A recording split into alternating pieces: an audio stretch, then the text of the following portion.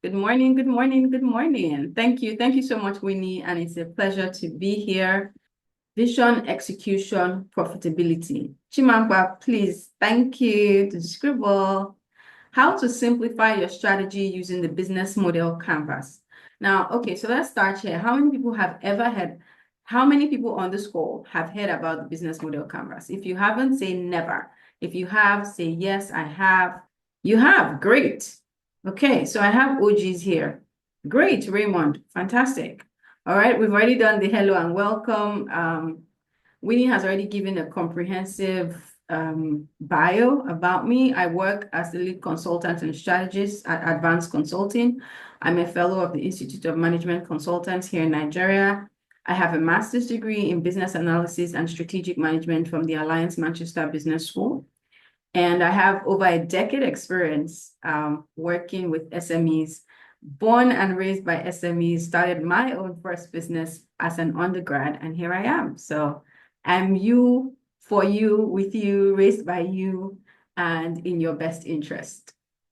All right, so who is Advance? Advance is a strategic advisory firm, and our mission is to help entrepreneurs build strategic, structured, and sustainable businesses. And you're probably hearing all these big words and wondering, what does that mean? So if you are currently experiencing some level of stress in your business, right, where you're wondering, I'm doing so many things and I can't see the results yet. It looks like I'm chasing so many elements in my business. You need strategy. If you're trying to build structure, so we've been doing this thing and I want to make it very cohesive. I want to make sure everything is organized. You need structure. And sustainability for us here is you want to build something that lasts, that makes impact, but also makes income, right? So for us, sustainability is both the longevity of the business and the money that you're making money, because you're in business fundamentally to make money, right?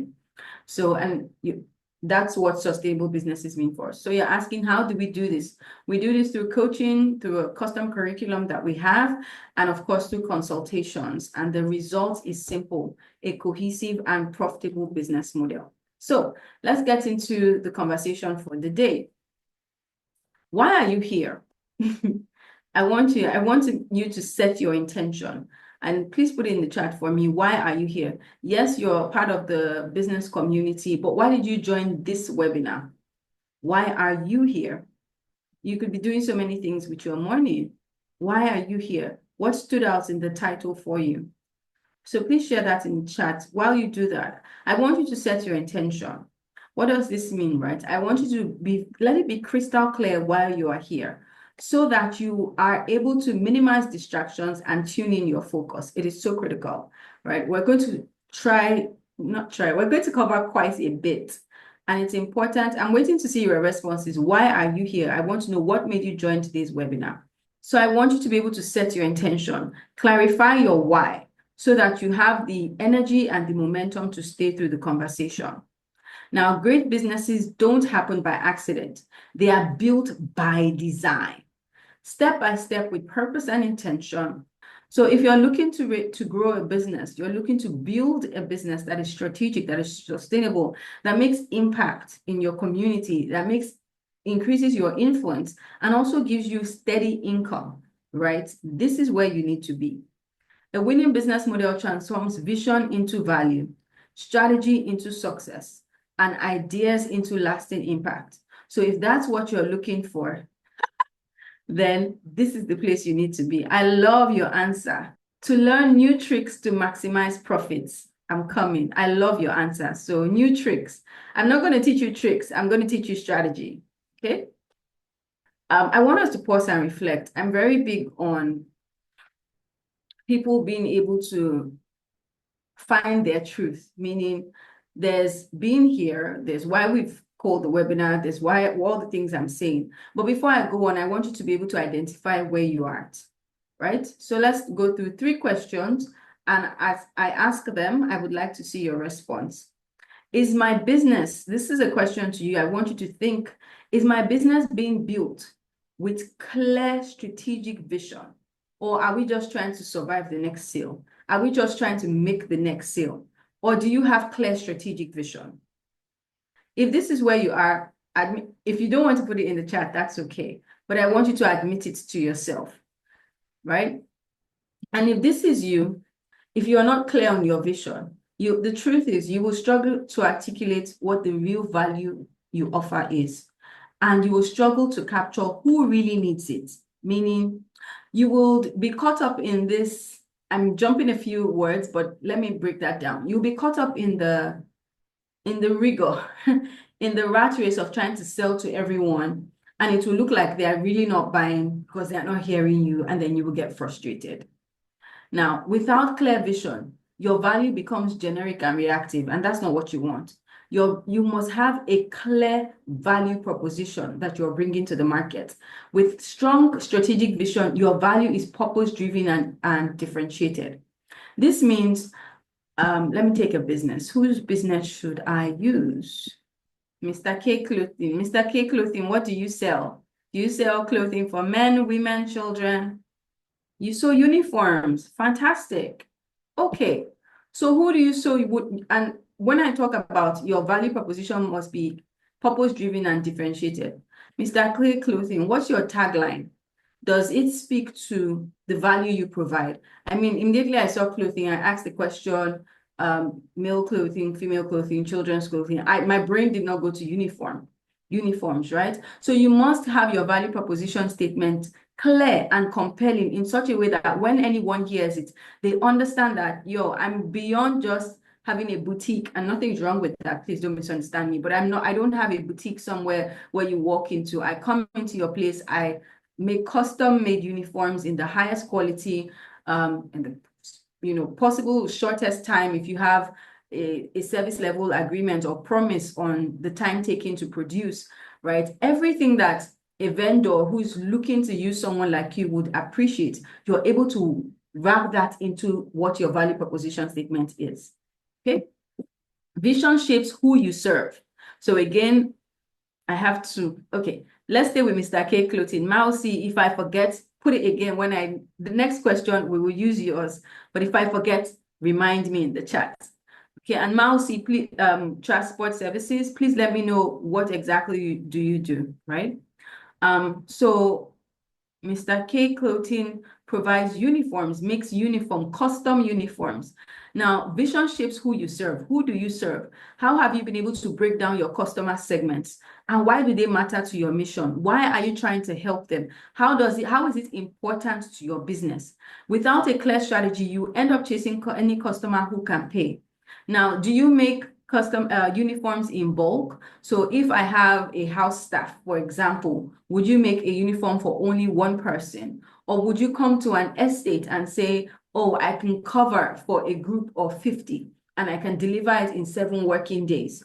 And if you do a bulk buy, then I'm able to sort all of you out within a timeline, or I'm able to customize or give you advisory on fabric choices, or give you color representations for different days of the week. Make sure, okay, on Mondays, your staff will wear this, this, this, and those things match with the customer's brand colors. Do you see? How are you able to pitch your products and your services in this case in a way that it speaks directly to the customer you're looking to serve? Right.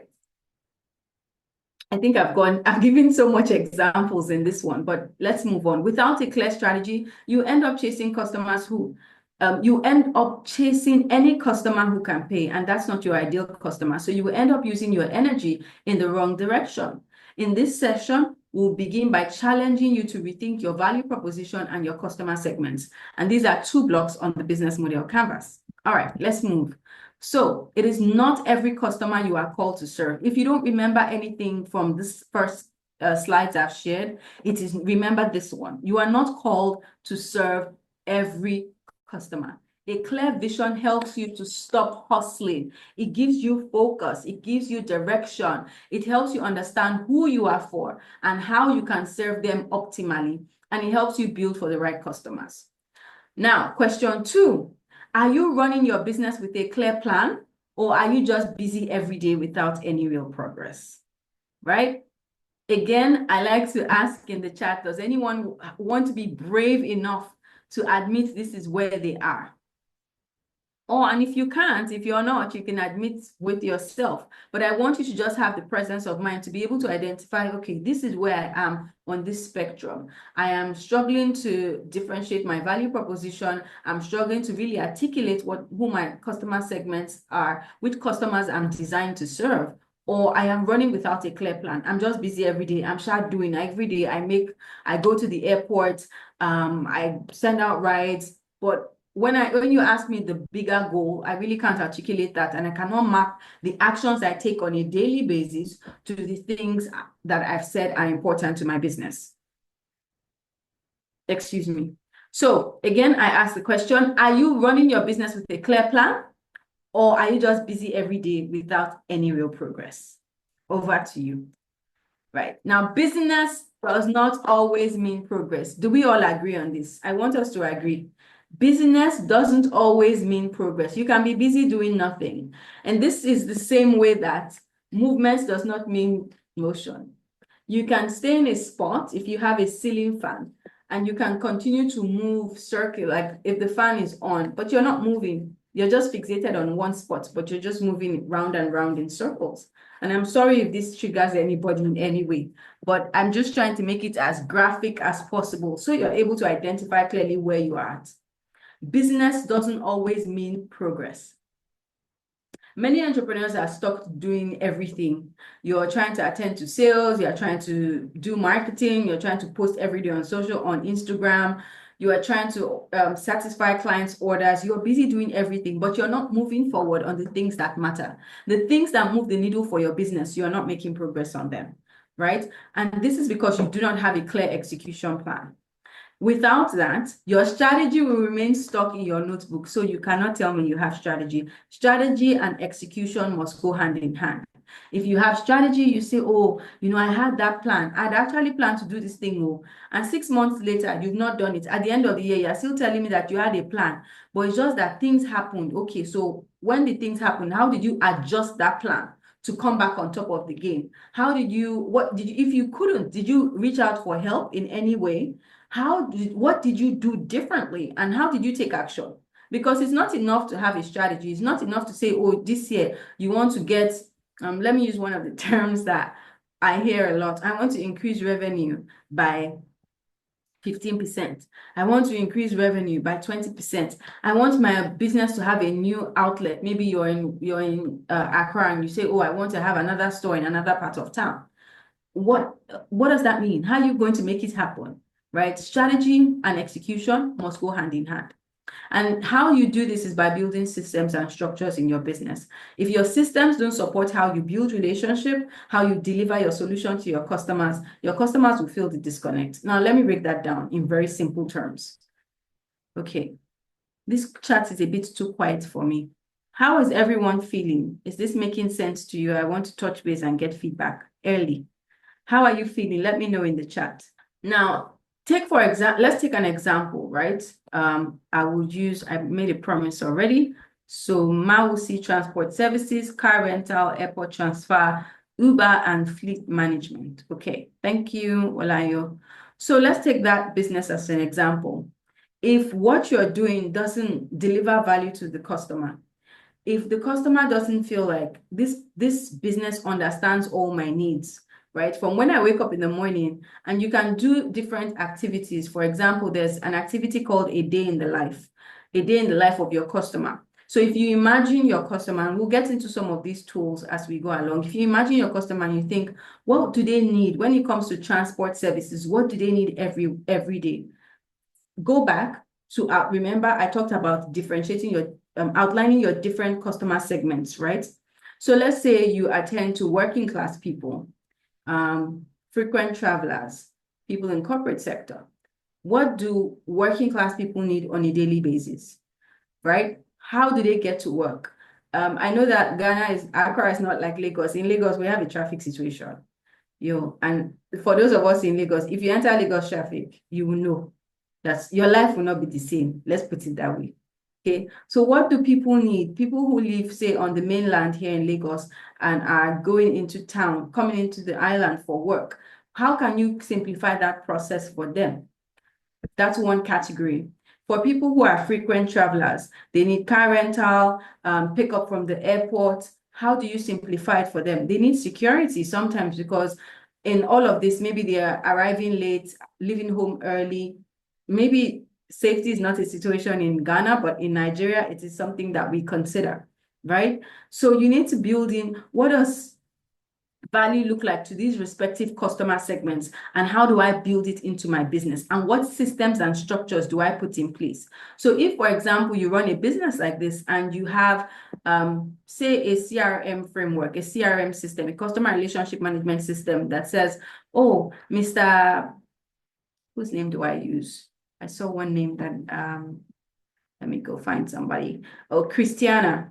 Sorry, I just picked your name out of the blue. So Christiana hasn't used that, she used to use our business, and she hasn't used our business in about 3 months, right? What's going on? How do I check in with her? How do I say, oh, Christiana, did something happen? Or is it that you've changed jobs? Christiana might say, oh, I just had a baby and I'm on maternity leave, so I haven't been using the airport pickup service because I'm not traveling as much.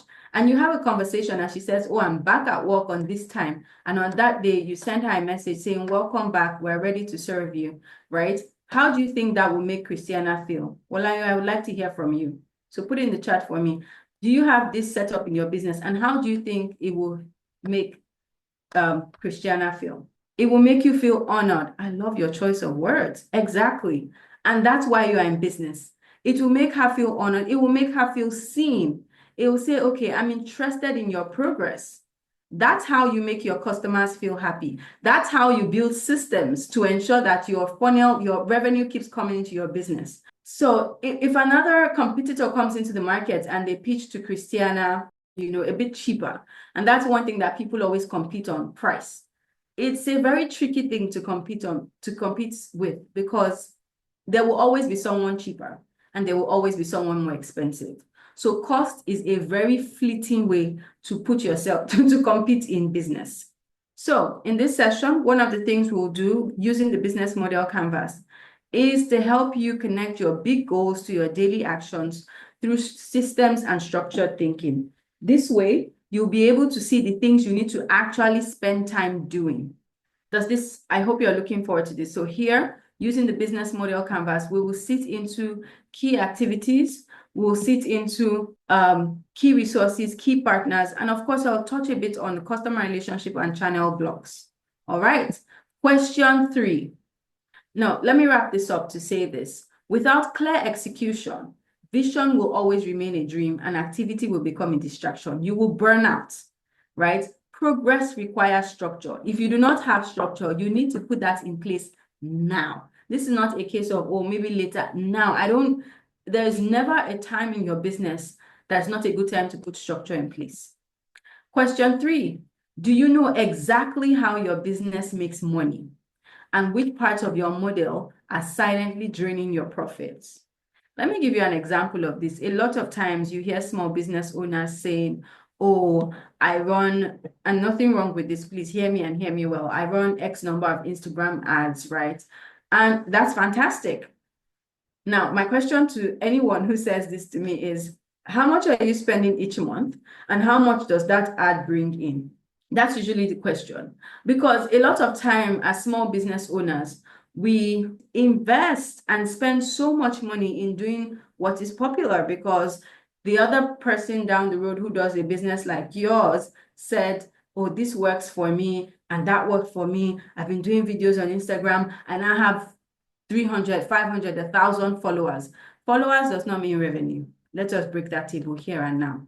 We're talking about what moves the needle in your business, right? So what part of your business model is making you money? It may be that offering one-on-one services, if you're in the knowledge industry, maybe you're a coach, you're a consultant or an author or anything like that, gives you more than doing group programs. But again, you think, oh, group programs are better. Let me do group programs because plenty people will enter. Then you sell your group program for a really low rate, so you have plenty people. But if you're not looking at your margins, if you're looking at your profit margins, you will realize that the one-on-one programs actually are more profitable for you.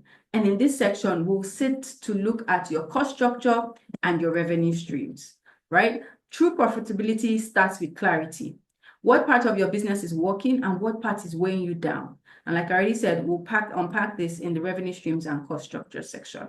Profit isn't luck, it is clarity. When you understand what fuels and drains your business, you can finally build for growth. So, for everyone, if I told you that there's one tool you can use to assess all these things in your business, and that's the business model canvas, wouldn't you stop in this moment and actually say thank you to the Oze team? Put it in the chat, give them their flowers for being so intentional about you that they organized this session. I want to see it. If I don't see thank you, Oze, I'm not going to move on. So please put it in the chat and celebrate them. Aha, there we go. Good. Okay, so let's move on. Now we are getting into understanding the business model canvas. And I remember when I started, I asked the question, how many people had heard about the BM canvas? And a few people at the time said they had. But let's break it down. A business model describes how an organization creates, captures, and delivers value. So if you want to think about it in the quickest term, just think CDC: create, capture, deliver. And what does that look like? Creating value means being able to articulate your value proposition on what you are offering in the clearest way possible. Clearest. That when I hear it, I know that this is for me. This person is talking about someone like me. You can see yourself within the context of the person's business, right? So a customer can see themselves within the context of your business. That's what it means to have a clear value proposition. And you're able to develop products and services in a way that nails three things: their pains, their gains, and the jobs that they need done. Now, let me break that down. When you hear the word pain, you automatically know that that is unpleasant. That is either an unpleasant emotion or an undesirable cost or something they prefer to avoid altogether.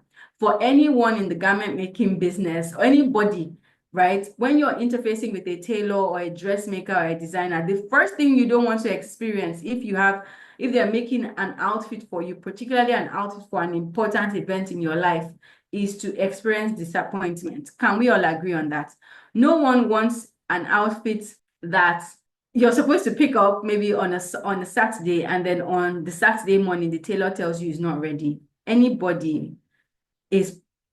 human being will be put off by such an experience because you just throw them into, I can't even say panic. There's panic, there's confusion, there's all the bad emotions anyway, but nobody wants that. So that's a pain.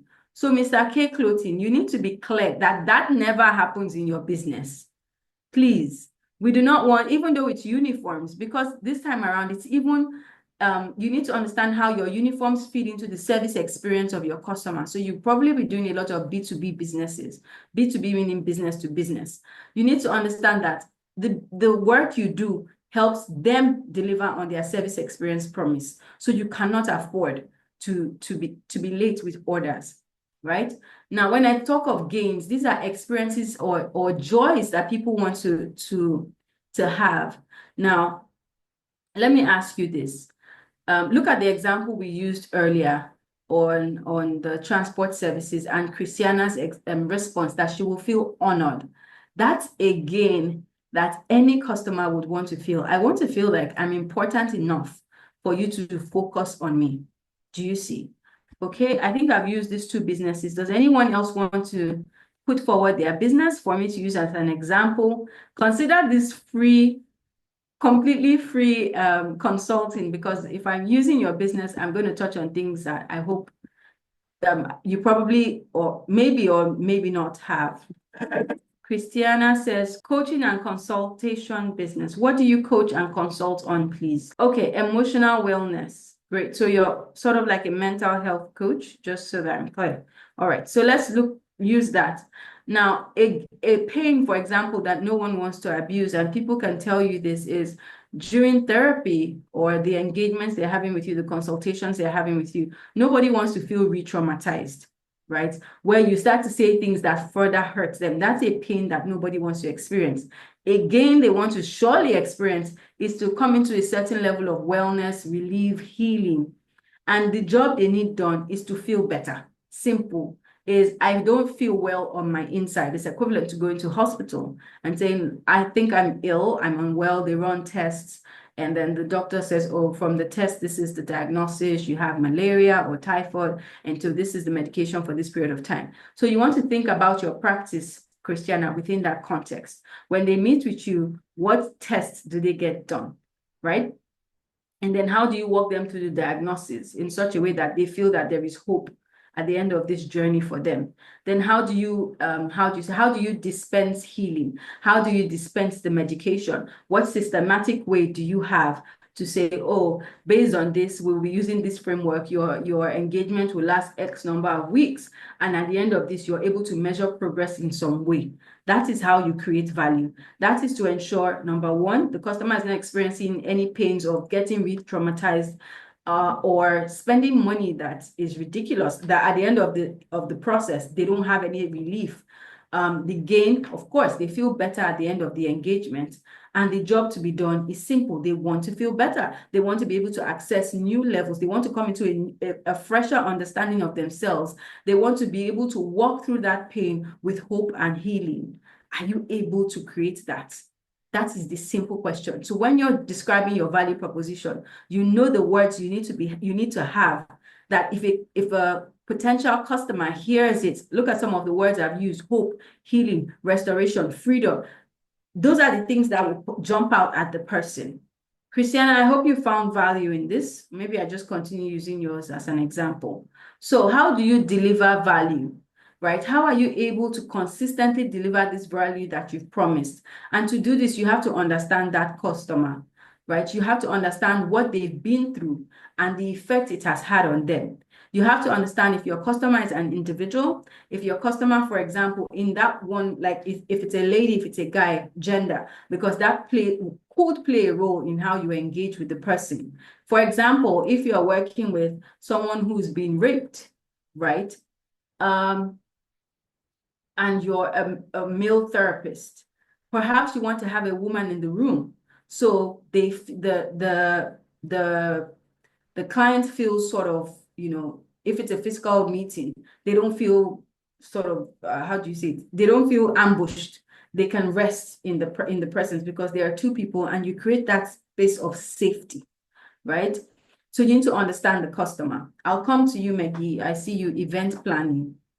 You want to be able to build the right kind of customer of relationship. Now, I think I put in a few other slides that I hope we'll get to as we go along, but there are different types of customer relationship models. You have transactional, you have personal assistance, you have dedicated personal assistance, you have communities, you have switching costs.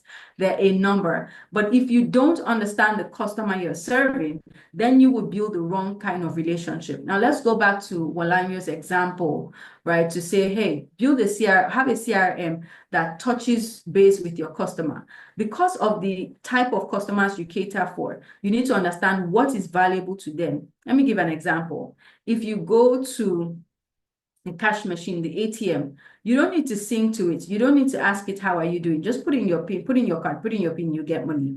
It's a transactional business relationship. It will differ from what we described in Walanyo's business, where you're reaching out to your customer, you have maybe a customer support person or most people will say customer service, right? Reaching out to say, oh, how are you doing? Or you write newsletters periodically to reach out to your people, give them updates.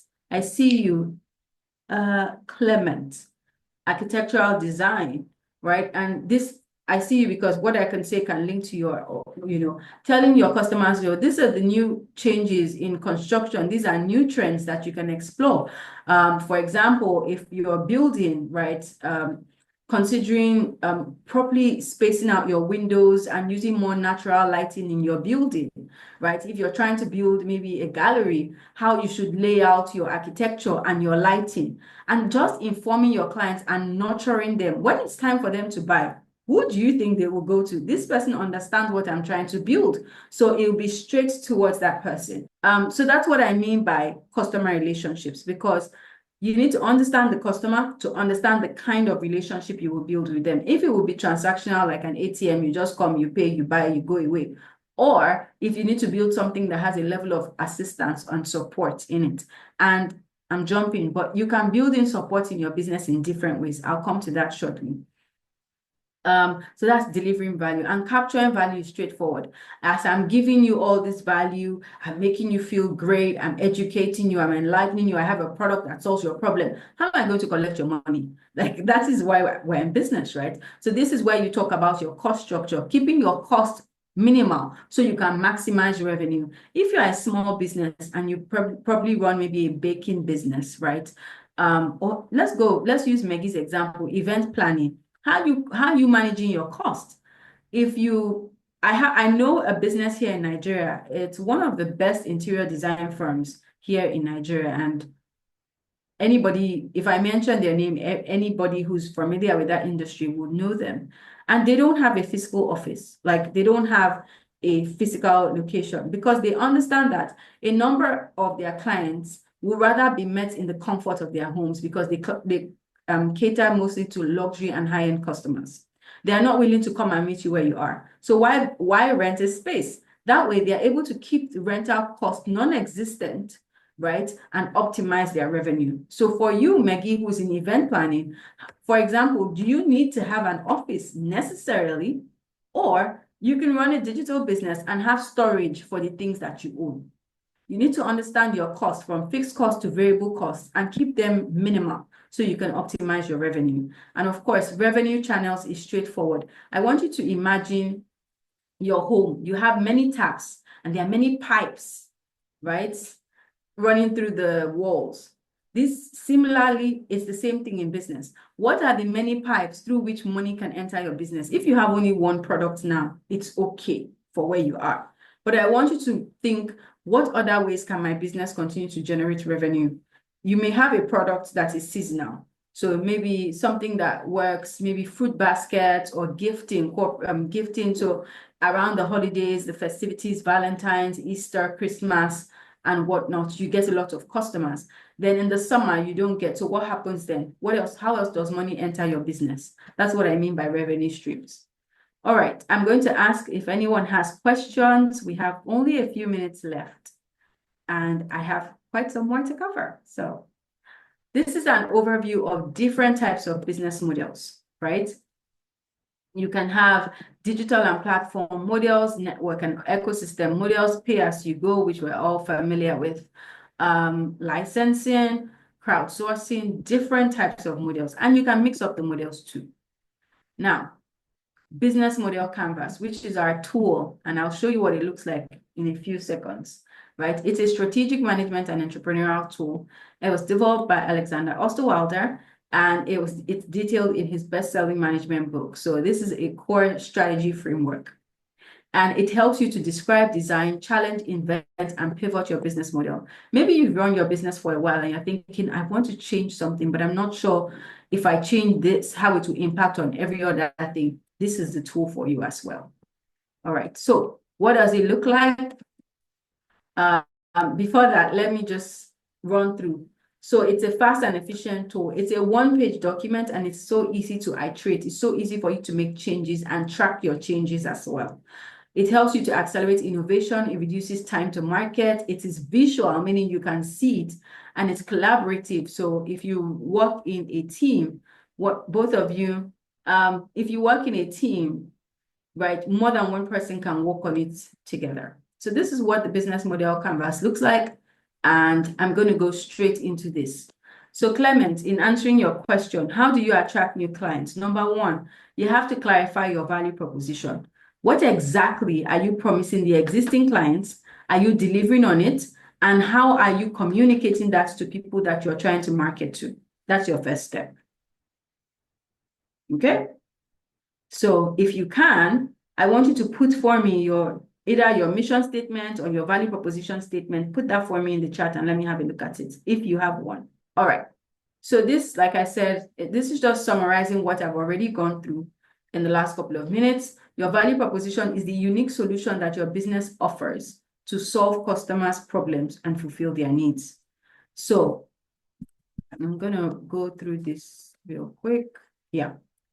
Now, in doing this, it's the same thing. I've just detailed out some other things that you need to consider per block.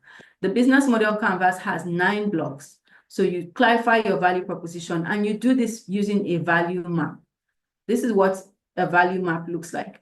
It says, this is the customer in the circle. These are the jobs they want done. These are the pains, and I've explained this concept, right? And these are the gains they desire. This is my product. Does my product relieve those pains? Does my product or service create gains for the customer? And how is there an alignment? That's how you attract people.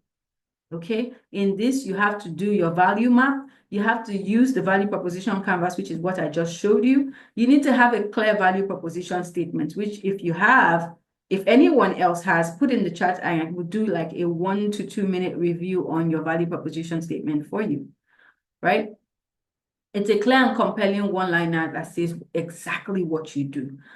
For us at Advance, for example, right, we help entrepreneurs build strategic, structured, and sustainable businesses. And we do this by offering curriculum, coaching, and consultations. The result, profitable and cohesive business model. So when you hear my business, you know that if you're looking for structure, strategy, or sustainability and profitability, we're here for you. Now, is your business statement tailored in such a way that people know what you do very clearly? So if you don't have that, that's the first place to start. That's number one. Number two, you need to understand who your customer segments are. This means this specific group of people. Now, people say, oh, who's your business for? Like women, I've had this conversation a few times, right? Someone says, oh, I run a fashion business. I'm a lady. Okay, so who do you cater to? Women age maybe 21 to 55. I'm just like, what?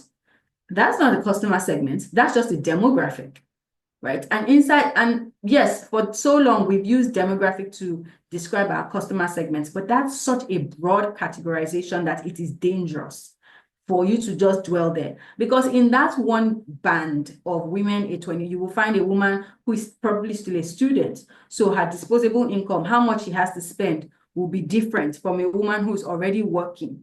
And within age 21 to 55, you can find a woman who's also an executive. How much you have to spend on a dress will differ from that student.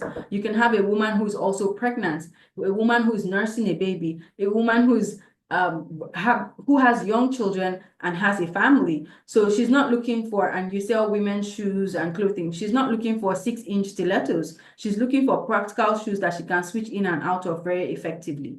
So if you understand your different customer segments, then you know how to build products and services that address their pains, create gains for them, and help them achieve the jobs they want done. So what do you need to do in this part? You need to clarify your customer profile. What does that person look like? And I always advise that you use a tool. Well, there are many tools to use, but try and do what I call a ponder wonder, right? I've put this in blocks. So answer some of these questions for your business and then do a customer product matrix. This is my customer, women. Women, these are the different segments. This is the product I have or the service that I have that matches or maps to each of these segments. Now, based on this, there are also complementary products, and this is how you introduce new products to the existing customers you have. Clement, I think that's back to your question. How do you attract new customers? There you go. You need to understand your customer segments, do a matrix to map, and then you can offer complementary products or services. And of course, you can hack and open up a new customer segment. I'm going to go back to that Christiana's example for knowledge entrepreneurs, right? When we in the early days of our business, because I work as a consultant, Priscilla, please can you put your video off? In the early days of our practice, when we started, we had only one product. But over time, I think now we have about 6 or 7, right? We've been able to continue to iterate our customer segments to open up new segments and in turn open up new products and services to attend to those segments. All right. The next one, customer relationships. And I've spoken about this. These are strategies you use to build and maintain connections, right? And the whole goal of maintaining connections is to foster loyalty and long-term engagement. Next up is channels. I'm going to take these two together, so just stay with me. In doing this, you have to build what we call a customer relationship mix. I'll show that to you. Channels. Now, I want you to imagine here that imagine in your head that the value proposition is a little gift box, right? And imagine that the customer segment is a stick man. Just imagine. I want you to now imagine that customer relationship is a heart icon, which is how you apply heart and logic and heart in taking your value to your respective customer segments. And the channels, imagine a tricycle or a little delivery truck, how you move your value proposition to your customer segments. That's what your channels are. So channels are the pathways through which your business will deliver value to their customers.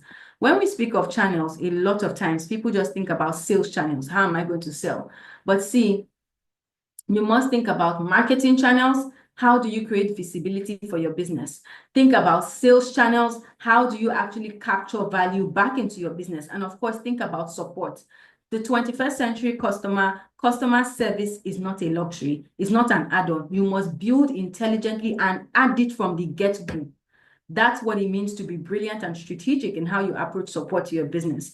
And I know somebody may be thinking, oh, support, I don't have so much money to employ a customer service person. There are simple strategies to build in support into your business. Number one, have an FAQs. Even if you don't have it on your website, and if you don't have a website, have FAQs, frequently asked questions, on your Instagram page as a highlight. Have how to order. So if a customer comes there, they're not confused. It's how you're simplifying the buying process for them. Do you see? Okay, so let me show you a few examples here again. When I spoke about your customer segments, this is an activity I would advise every single person to do. This is an example. It's not for anybody's business, but create customer personas. So age, location, background, the type of business, or if the person is a business person, the life cycle of this person, how much do they earn? So if you build something for stay-at-home moms who are probably transitioning between having a baby and going back to work, and your product is overpriced, you've priced yourself out of the market. You need to understand what is the earning capacity of your prospective customer. What are the person's goals? What motivates them? What challenges are they experiencing? And how would you engage with them? What's their preferred engagement style? This is how you then go and build a product, build the customer relationship style for that customer. All right. I talked about customer relationship models, and I would really appreciate if people stay off video, if you don't mind, please. Thank you so much. So types of customer relationships, there's a number, and I've tried to run through a few, but these are some more. So transactional, long-term, self-service, and you can build each of this within your business. I take that again. You can build a mix of these within your business. So understanding what your customer is looking for. Let me give you an example. So for here, you see preferred engagement style, right? Hands-on support, clear communication, long-term support. Immediately, if you're looking at the types of customer relationships, you see that there's a type called long-term. You know that this is how you want to engage Sarah, the ambitious entrepreneur. I spoke about channels, and I talked about marketing, sales, and support. Now, a lot of times when we hear marketing, people say, I don't have money to do a billboard. Marketing is simply about increasing exposure and visibility for your business. It can be, there are so many ways to do this. Marketing is not expensive, right? Think about trade shows, blogs, email marketing, magazine article features, technical features, going for fairs. This is all marketing. Think about how, then you say sales. A lot of times people say, I don't know how to sell. I don't like to sell. I'm not good at selling. We say those things. And hey, guys, I want to just let you know, sales is fundamentally a conversation. Not anybody can sell, right? Well, don't tell me I'm introverted, so I don't know how to sell. Everybody can sell. If you keep in mind that you're really having a conversation that is centered around a value exchange process, you will sell easily. What may that look like? You can have, and some of the channels you can use for sales, e-commerce, distributors, telesales, OEMs, if you have original equipment manufacturers, retail stores, in-app purchases, these are all sales channels. And I talked about support already, right? Which is how you really support your customer. Support is not at the end. It's not an add-on, like I said. You must find ways to support your customers during the sale, after the before the sale. So at the point of inquiry, how are you supporting them? And that's where FAQs come in, or how to order come in. During the sale, if your customers are small businesses or people that don't have a lot of income to spend, are you brilliant enough to put in place installmental payments? That's a support mechanism in the sale process. And then after the sale, how do you check in with them to ensure that they are having an easy process and can come back into your funnel? That's how you build strategically. All right. How are we feeling so far? I've gone through 4 blocks, so I've covered every single thing on this side of the business model canvas. It's 11:57, and I'm gonna, wow, a lot of people just joined in. Welcome. Where were you? We missed having you from the start. Let's go back so we can go forward again. Now, when I talked about capturing value, I talked about customer relationship channels, but I also mentioned, delivering value. I beg your pardon. You need these 3 blocks. I like to call them the wrap. So you also need these. If you're going to deliver value to your customers, you need to understand what are the elements you need. Think about it this way: as a business owner, what are the raw materials you need to produce value for your business? Number 1, I've mentioned a few. Now you need to keep these in mind. Your customer relationships and your channels are really critical. But these guys here, this block of 3, I like to call them wrap.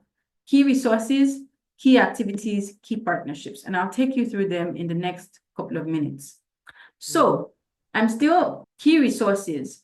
If you're going to deliver value, let's say you produce rice, right? You manufacture hair or you sell hair. A key resource means the essential asset that you need to deliver value.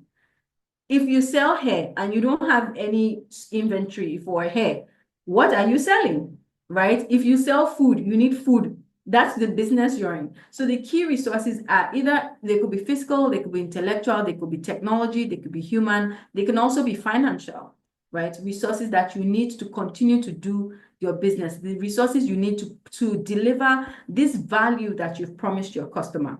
Here, you need to develop what we call a resource kit. Now, I've mentioned 5 types of assets. So think about it, map it for the one for your business. What key physical resources do I need? What key intellectual resources do I need? What human resources do I need? What financial resources do I need? What technology resources do I need? That's how you build your resource kit.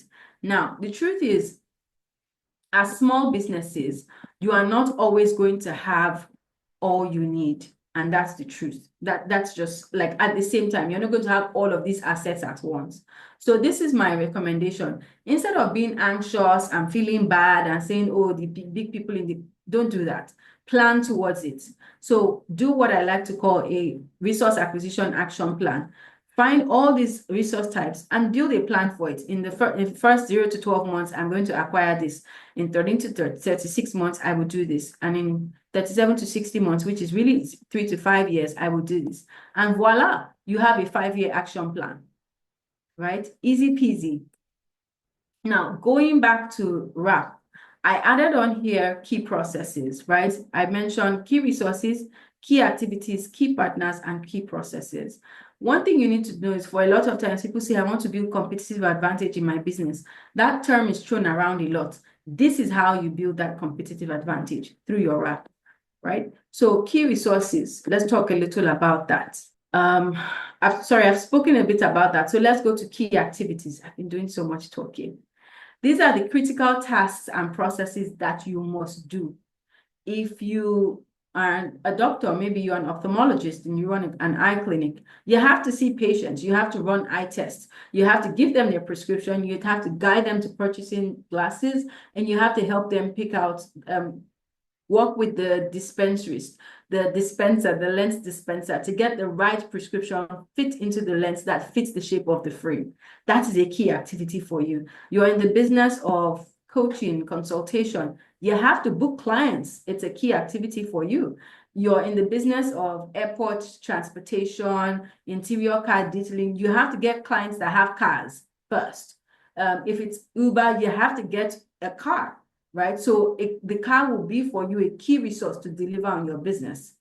Now, the activity is what you must continue to do. And I always advise that when you, how do you say it? When you outline those activities, the things that you have to do to stay in business, put a system on it, put a process or an equipment, systemize it in some way so that it can work without your presence. Then you can say you have a key process.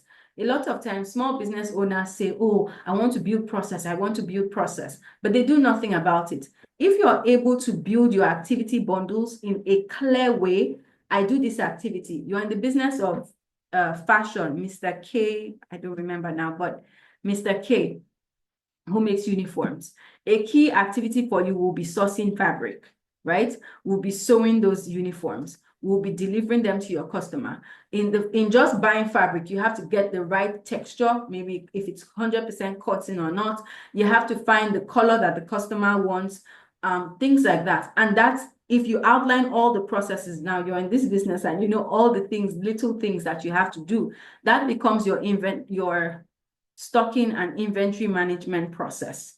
Okay, so if you're able to think to the minutia, to the detail of what you do step by step, and you organize it clearly, you put a system around it, then you can say you have a process. So you can find someone within your business when you do employ, and if you have staff that has skill in that area, and say, okay, I delegate this to you. So then you have somebody, you're building a systematic structure. Do you understand? You're building something that really makes sense.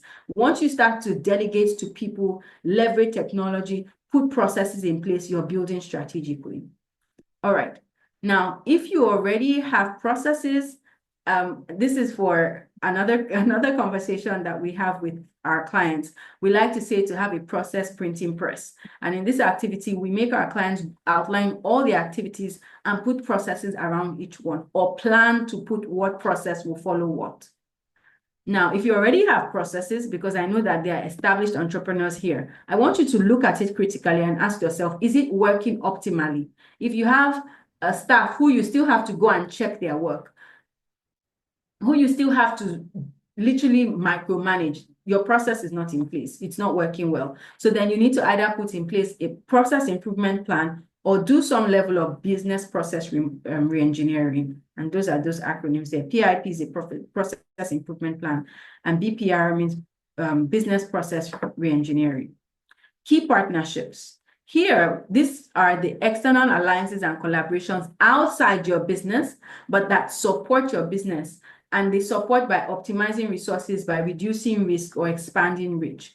Think about it this way. You have a product and you leverage or list on an e-commerce provider that touches over 54 countries in Africa, that has presence in 10. That gives you reach that just having your website may never give you. Okay, so that relationship with that e-commerce platform becomes a partnership for you. So you have different types of partnerships. You have strategic alliances, you have buyer-supplier agreements in the simplest form, but there are different types. You need to find what works for you. But as you do this work of finding partners and entering into partnerships, right, you of course need to be careful, and you need to make sure that you have the right motivations for that partner, agreement. For that partner, for the agreement. You have the right motivations, they have the right motivations, there's shared understanding, and there's contracting that backs it up. Okay, we've gone through 7 blocks. Oh my God, yes. I hope you found value so far. And the last 2, so remember the last 2, the question I asked earlier. This question, for those of you who came in a bit late, I will go back. Do you know exactly how your business makes money? And which part of your model is silently draining your profit? Now let's answer that question. We can answer that question with these last 2 blocks of the business model canvas. So cost structure, revenue streams. When you're talking cost structure, you need to understand the expenses incurred for your business to operate. Now, they are relevant costs. They are said you need to actually in business, you have to spend money to make money, but make sure that you're spending that money on the right things, on the things that actually matter to your business, right? And you do this by identifying opportunities for efficiency and profitability, right? You need to think, oh, what don't I really need at the moment? So you need to ask yourself, for example, let's take an example here. If you run a baking business, right, and you're doing your numbers out of your kitchen at home and you're making revenue, now, do you immediately have to go from that and you're making some sale things that, you're growing gradually? Do you have to go from that to renting and to building an industrial kitchen? No, the answer is no.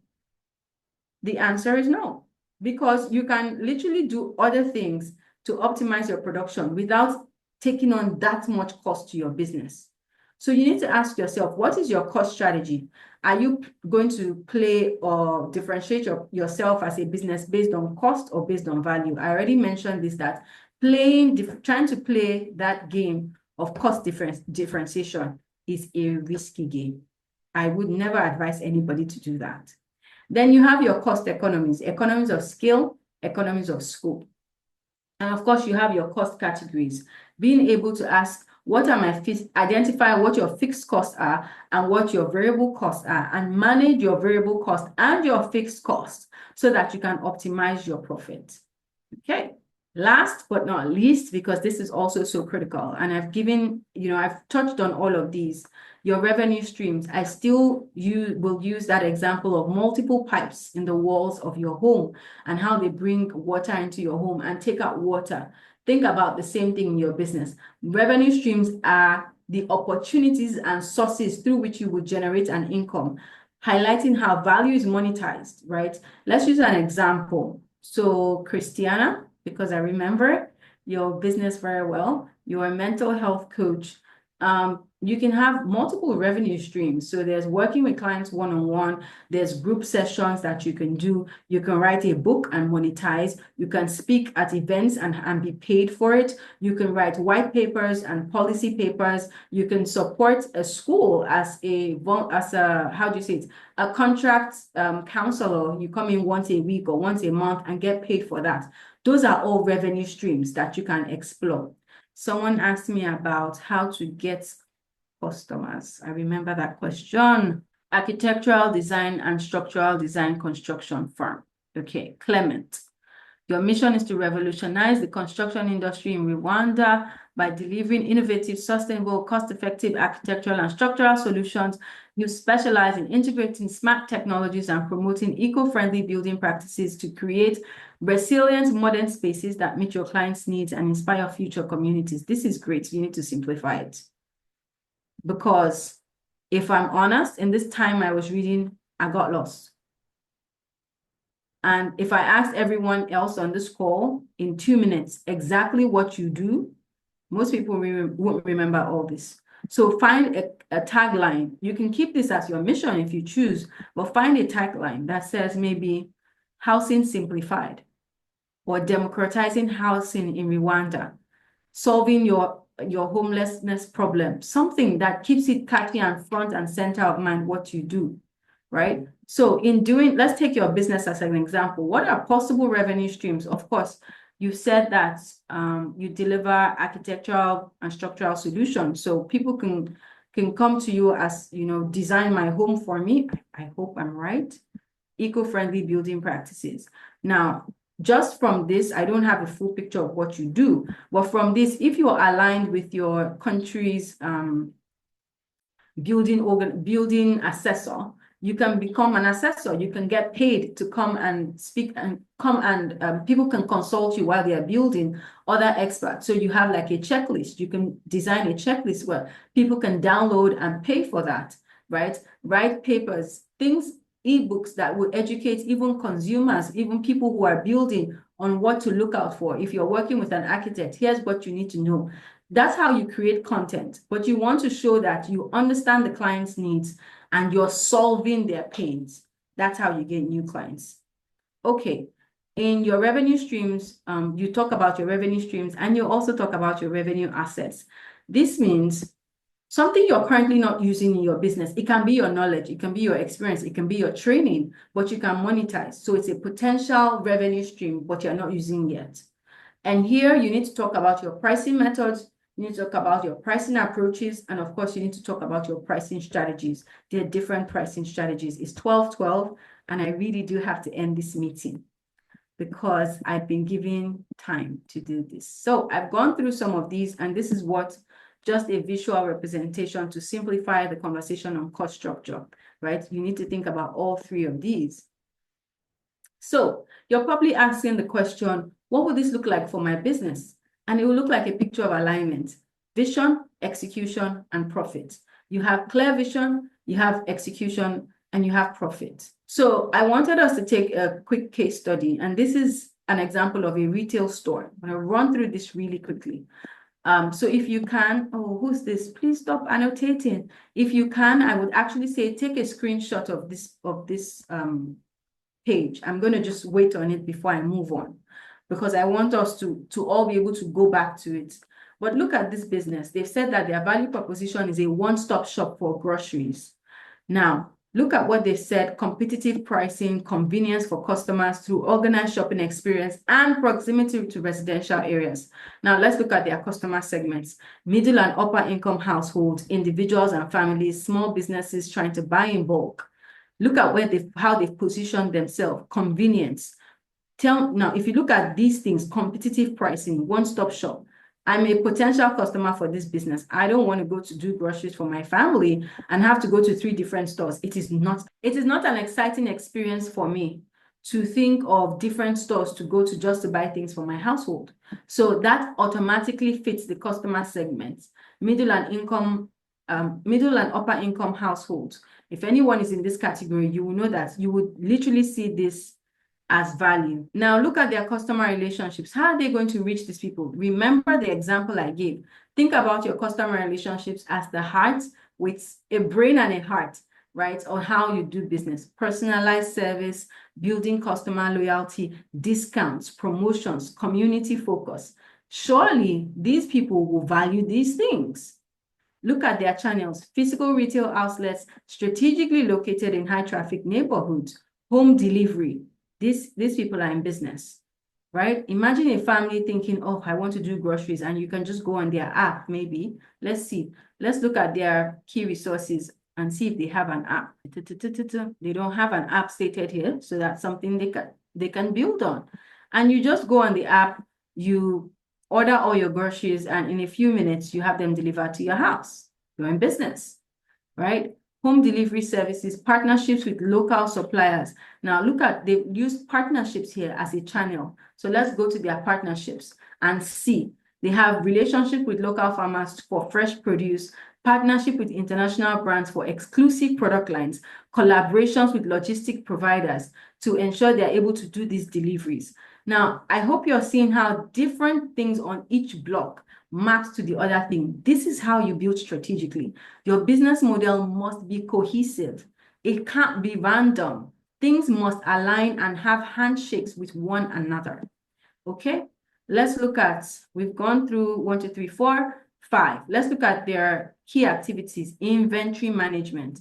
Now look at how inventory management is a key activity, but look at how a key partnership is enabling that, because this partnership with international brand gives them exclusivity. So they're able to have up-to-date inventory and things that most other of their competitors would not have available.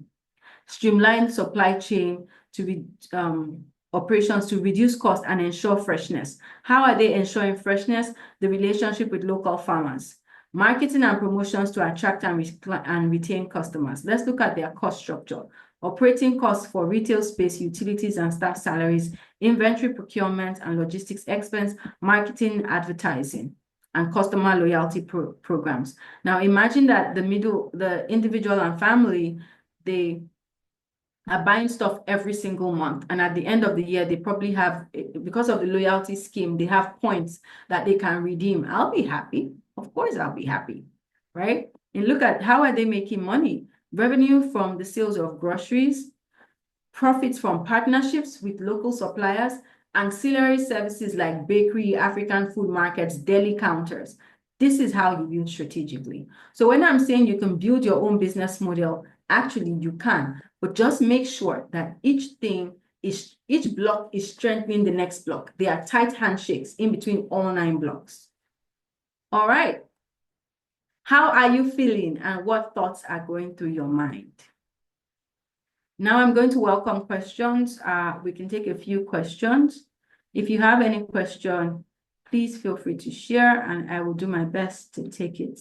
So you're probably asking yourself, while we wait on any questions, how do I build a strategic and profitable business model for my own business? And this is my gift to you. I have my business, well, my team and I wrote a free ebook. It's called Mastering Your Business Blueprint. So guys, my team is here. They'll just put it's completely free. You don't have to pay for it. So they'll put the link to this and you can download it. It will give you some more insights on what we've shared today. So that's my gift to you. And this is what I'll say. It is time for action. It is no more enough to just know these things and say, this is so good, and nod your head and be like deep. No, that's not okay. Take action. Review your business using the business model canvas. So thank you very much for your time, and I'm happy to take your questions. So let me give you an example. So Raymond, let me explain that a little more. So you know how you go to work every day, you're posting on social media, you are following up with the tailor, but at the beginning of the year, you had very definite goals that you wanted to achieve, right? My question for you is how the things you're doing on a day-to-day basis, do they align to those goals that you said you wanted to achieve for your business? That's if you actually have goals. That's another conversation on strategic planning. I don't know how, the different people on here plan for your business. Or is it because you had said, oh, you're going to focus and, onboard on an e-commerce platform, but people told you that, oh, it's better for you to use WhatsApp for business and don't do that one. So all of a sudden you switch without understanding what it will cost your business, without understanding if that is a platform that your customer segments enjoy engaging with. I'll give you an example. If you're trying to sell something to me, or if I'm trying to take a course and you use WhatsApp, I am not doing it. I'm just not going to do it. So if I'm your target market, before you start selling, you've already lost me. Because first of all, I have a busy schedule, right? And so checking tons of messages is not a good use of my time. So I'm not that kind of customer, right? I value time.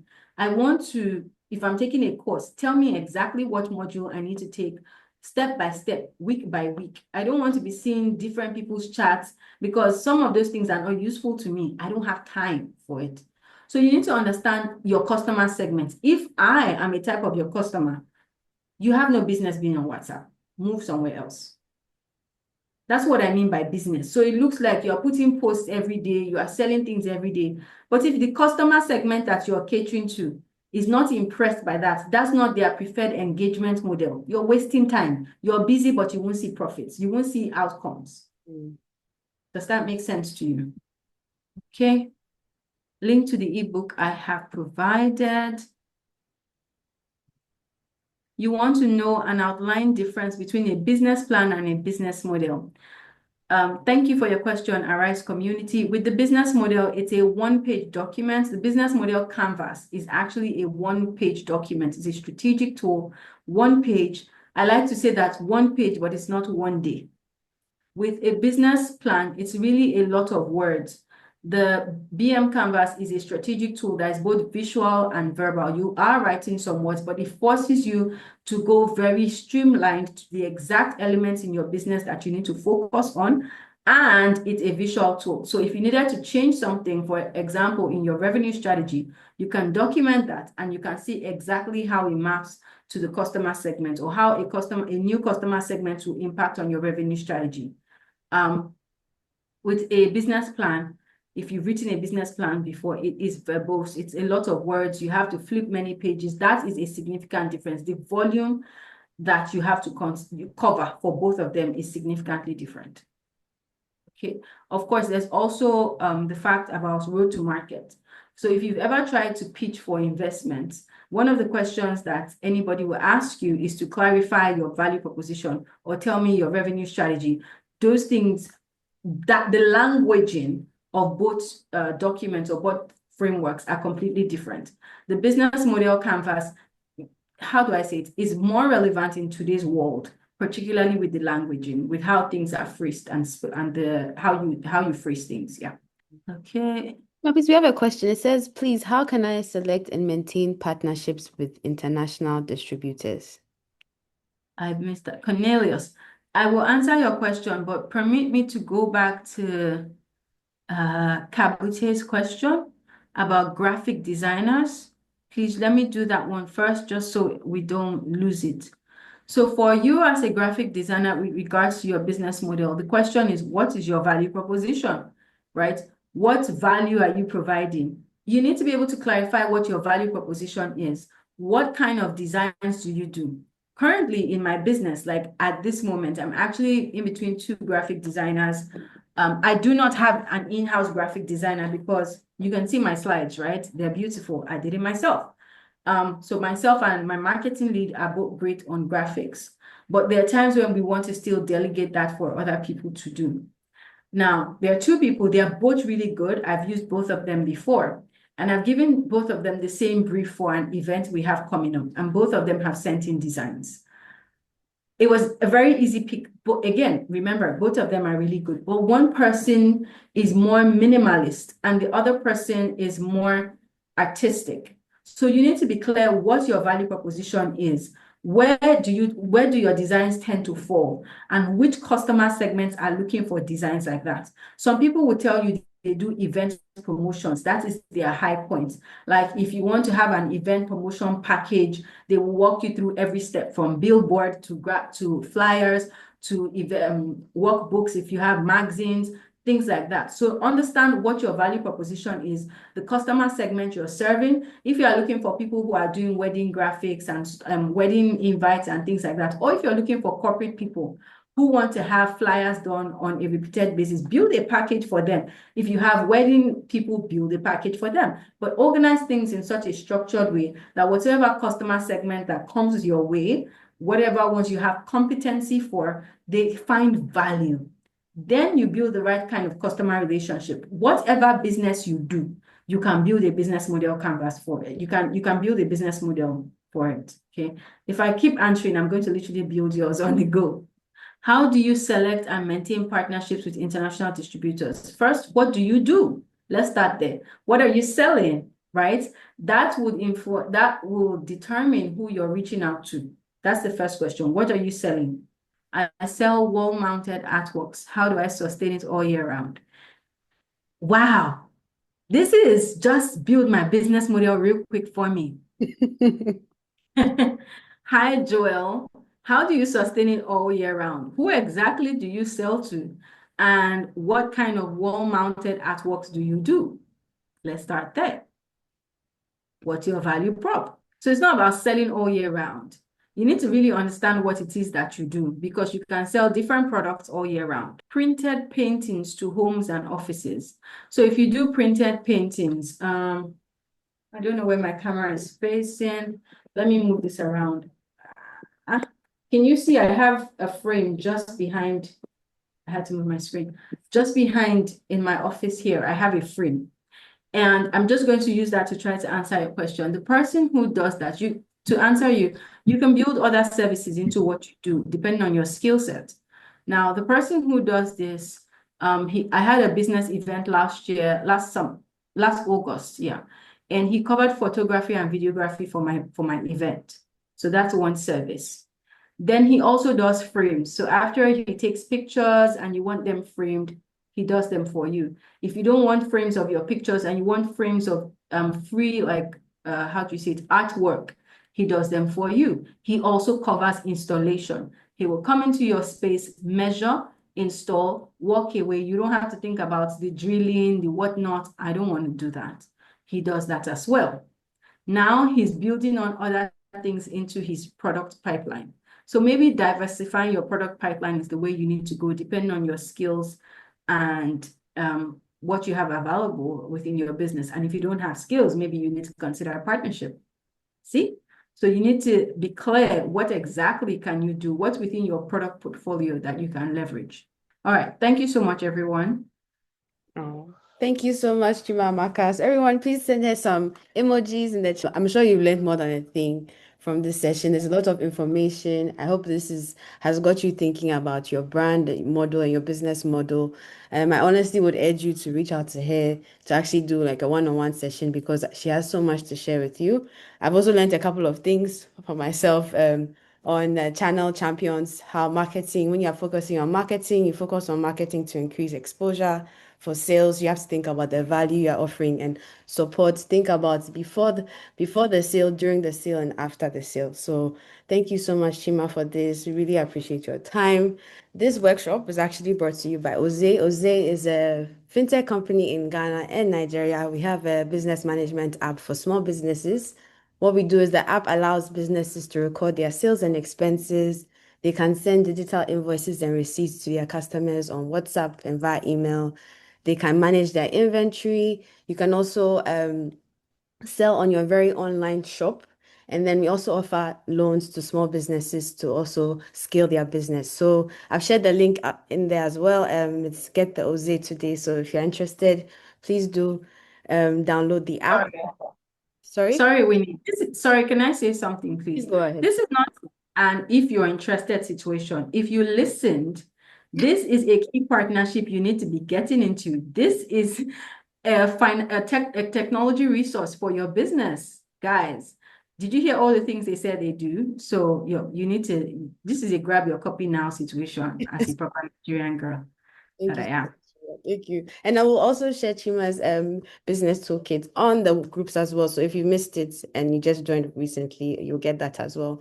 Thank you so much for your time. But Chima, thank you so much once again. We really, really Thank appreciate you. Thank you. Thank you. Thank you so much. It's really been a pleasure being here. And I know that Winnie had said you can reach out. Actually, I should share my business is advancedco.ng. So if you drop us a DM, we will surely respond. Or you can email us at support@advancedcompany.ng. I put that in the chat. Yeah, what else? I'm on LinkedIn, so if you message me, but to be honest, email is the most efficient way. Yeah, I'll be very honest. All right, cheers. Thank you so much, everyone. Thank you, everyone. Have a great week. Bye bye.